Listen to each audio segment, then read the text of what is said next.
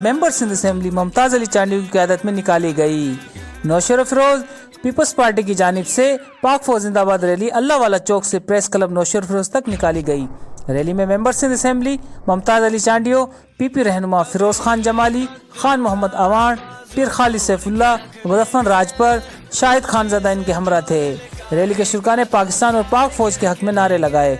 मुकर्रिरीन ने खिताब करते हुए कहा कि पाक फौज किसी भी दुश्मन को नापाक मकासद में कभी कामयाब नहीं होने देगी। MP मुमताज़ अली चांडियों ने कहा कि ये मुहब्बे वतन रैली बिलावल भुट्टो जरदारी साहब और आसिफ अली जरदारी की खुसूसी हिदायत पर निकाली गई है। पाकिस्तान पीपल्स पार्टी की पूरी क़यादत अपने कारकुनान के साथ पाक फौज के साथ है, अपने मुल्क के लिए हर कुर्बानी के लिए तैयार है। कैमरा टीम के साथ शाहिद अहमद खानज़ादा, DG न्यूज़, नौशर फिरोज।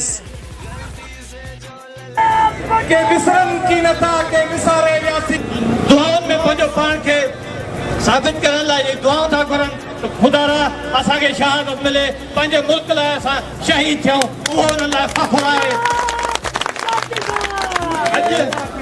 असा जेको अखियुन में दे इंडिया सा गलाइन था वो सवा अरब जी आबादी जो मुल्क असा 1 करोड़ आबादी जा मुल्क है पाकिस्तान, पर हुननि जी फौज सिर्फ़ फौजी विड़न लाइ तयारु न बीहंदा आहिनि, पर असांजे मुल्क जो हिकु हिकु माण्हू उहो जंहिं वटि बंदूक आहे, जंहिं वटि पिस्तौल आहे, जंहिं वटि जेको हथियार आहे उहो खणी ऐं इन हर महाल ते विड़ण लाइ तयारु आहे।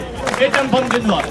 जे अॼु असां वटि एटम बम न हुजे हा त असांजी तव्हां सोचे नथा सघो त असांजो दुश्मन असांजा छा असर करे हा, पर हुनखे ख़बर आहे असां पंहिंजो दिफ़ा में सभु कुझु कयूं पिया।